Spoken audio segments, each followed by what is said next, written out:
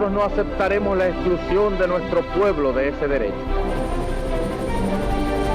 Mr. Gorbachev, tear down this wall.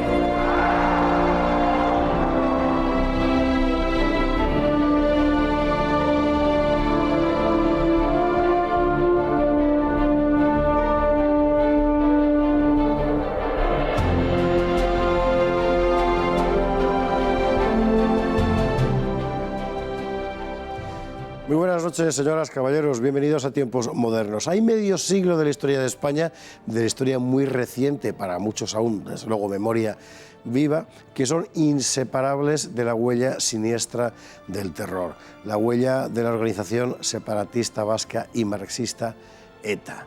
Pero ¿cómo nació ETA y por qué? Hoy lo veremos.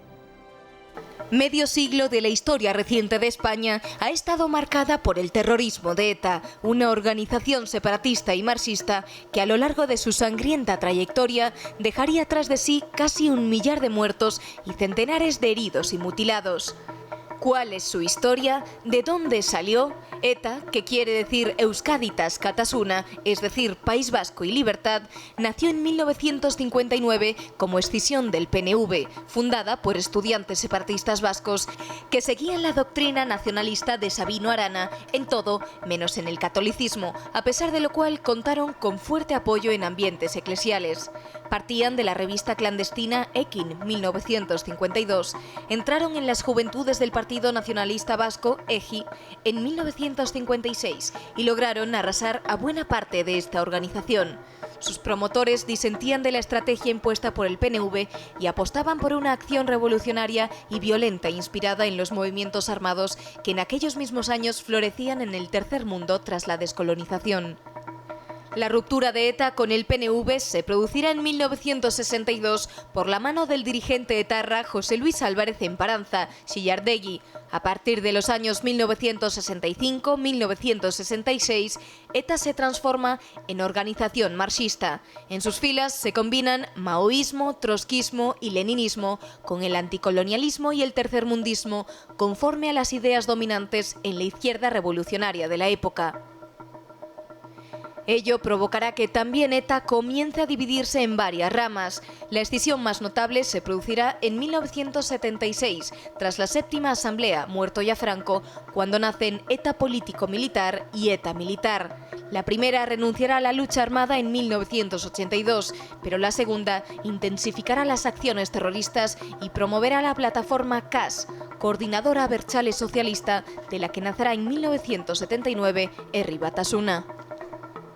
El camino de ETA aparecerá jalonado por multitud de cadáveres. Bajo el franquismo, ETA mató relativamente poco, 43 muertos entre 1968 y 1975, incluyendo el atentado contra el presidente del gobierno, almirante Carrero Blanco.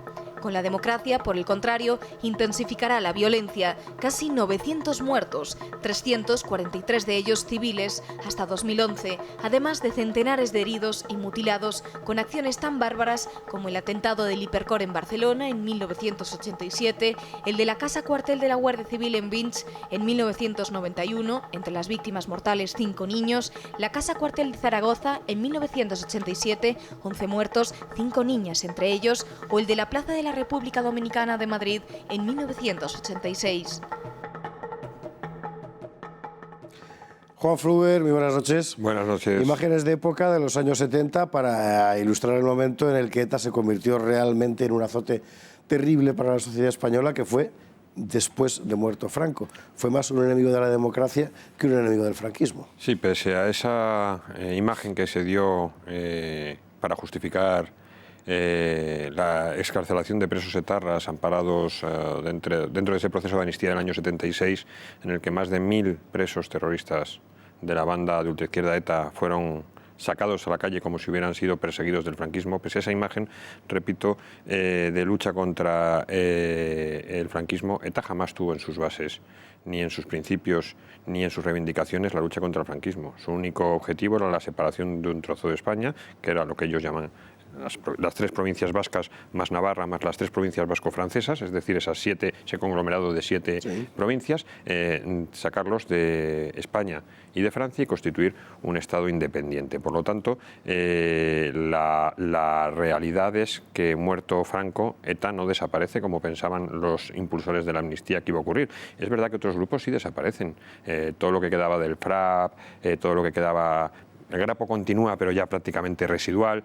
Todo lo que quedaba de aquellas organizaciones terroristas desaparece, porque sí que es verdad que era terrorismo contra el franquismo.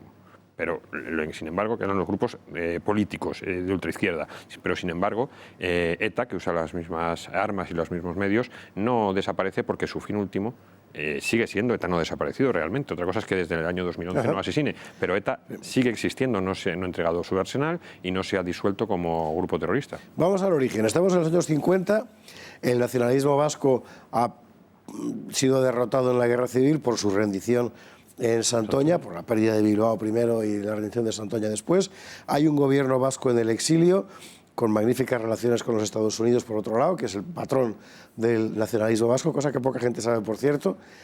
Y aquí, en España, hay un sector de ese nacionalismo vasco, del que, en fin, vigilado, controlado, relativamente reprimido por el régimen, pero que viven, bueno, digamos, cierta, quizás la palabra libertad no es la adecuada, un sector, digo, que decide disentir de la línea de Aguirre desde el exilio, que es una línea, por así llamarla, moderada, y echarse al monte. Pero claro, echarse al monte ahora no es como en el siglo XIX, en la época del carlismo. Echarse al monte ahora es la guerrilla revolucionaria como se ha vivido en Europa al final de la Segunda Guerra Mundial, en Grecia o en Yugoslavia. Claro, es que lo que ocurre es que hay un nuevo reemplazo generacional dentro del PNV, dentro de España. Los mayores habían marchado al exilio, la mayoría, muchos habían vuelto, pero habían cesado en su actividad política, sobre todo porque cuando vuelven, a finales de los años 40 y principios de los 50, se dan cuenta de que sus reivindicaciones pues, deben quedar en lo cultural en ese momento hasta esperar mejores tiempos. No es que el PNV se hubiera rendido en el loco empeño de Sabino Arana, ¿no? Pero los jóvenes, los que no vivieron la guerra, los que en el año 52 fundan la revista Ekin y los que forman parte de las juventudes PNVistas muy vinculados a Loyola, muy vinculados en ciertos aspectos a un sector no del clero, pero sí de los laicos que rodean a los jesuitas en el País Vasco, los miembros de Egin deciden que la forma de actuar y la forma de reivindicar la independencia de las provincias vascas que está llevando a cabo los dirigentes del PNV está desfasada, porque están viendo cómo las guerrillas comunistas, al final el ejemplo es Fidel Castro y la internacionalización del terrorismo, ¿no? Sí. Que lo está exportando a numerosas partes. Ya había llegado el terrorismo en el año 59, la guerrilla de Sierra Maestra es terrorista, y en los años inmediatamente posteriores se está extendiendo. Pues en esa extensión del terrorismo es cuando vemos que nace ETA, ¿no? Año 59, es verdad que nacen solo formalmente el 31 de julio con la firma de un manifiesto, del manifiesto de ETA, y luego en los años siguientes empiezan a hacer sus primeras actuaciones terroristas, que además, bueno, si quieres luego entramos en ello para no difundir, para no distorsionar. Entonces, son esos jóvenes los que no han vivido la guerra y los que no han tenido la responsabilidad de la reconstrucción de España, los que crean, copiando el modelo ese internacional que empieza a expandirse desde Cuba, no solo desde Cuba, ¿no? Porque al final la casa madre es Rusia, ¿no? La casa madre es la URSS, quienes dan el paso y copian los modelos de los grupos guerrilleros que hay para la descolonización. Empiezan a dibujarse dos caminos, digamos el del PNV sigue siendo el de toda la vida, el de ETA se va alejando progresivamente del PNV, primero en la actitud y después además en lo teórico, y se va convirtiendo cada vez más en un grupo de izquierda revolucionaria que finalmente abraza la teoría marxista tal como era moda en la época. Sí, claro, es la agitación y propaganda del bloque comunista la que al final les cala a ellos. Ellos son marxistas-leninistas. Hay muchas veces que nos olvidamos, claro, como el PNV siempre fue considerado un partido de derecha y ETA nace de esa escisión de sus juventudes, nos olvidamos que lo que hacen es romper con ese ideario y asumir un ideario nuevo. Entre sus bases, aparte de la propagación del euskera y la prohibición en todos sus encuentros, que luego tienen que cambiarlo porque no todos hablan euskera, ¿no? No está tan extendido, es el etnicismo. Ellos consideran el etnicismo, es decir, el clan, como la forma en la que se supera el racismo, ¿no? Porque no quieren que les vinculen con lo que ellos llamaban el racismo colonial. Están esa serie de principios que para ellos son inalterables, y por supuesto está el establecimiento de una república soviética en el País Vasco. Es decir, eso ya no es el PNV, eso viene de otro sitio. ¿Y cuál es el único sitio del que puede venir? Viene de la casa madre, que es la Unión Soviética, viene de la internacional y sobre todo viene del flujo de información a través del Partido Comunista de Francia. Una cosa, la decisión de actuar violentamente es muy temprana, de finales de los 50, y hay una primera víctima mortal que nunca se les imputó hasta época relativamente reciente, y ellos siempre la callaron, que fue una niña de 22 meses. Sí, Begoña Urroz, en la estación de Amara, en San Sebastián. Sí, es curioso porque siempre ha sido una de las grandes olvidadas. Siempre se ha hablado de que las primeras víctimas de ETA son del 67 y el 68 y demás, pero claro, esto estamos hablando del año 60. En el año 60, las historias oficiales y oficialistas de ETA siempre han dicho que entre los años 60, 61, 62 y 63 lo que hacían eran pruebas, y que intentaron algunos atentados con artefacto explosivo, pero que nunca no solían funcionar, o si funcionaban en mal momento, y la gente se olvida de aquel atentado con el mismo tipo de explosivo, la misma forma de actuar, buscando un lugar donde el daño pudiera ser a personas civiles y al público en general, es decir, intentando crear una situación de caos, y sin embargo eso se lo quitan, se lo borran. Solamente después de la reapertura del caso, ya en los años 80, se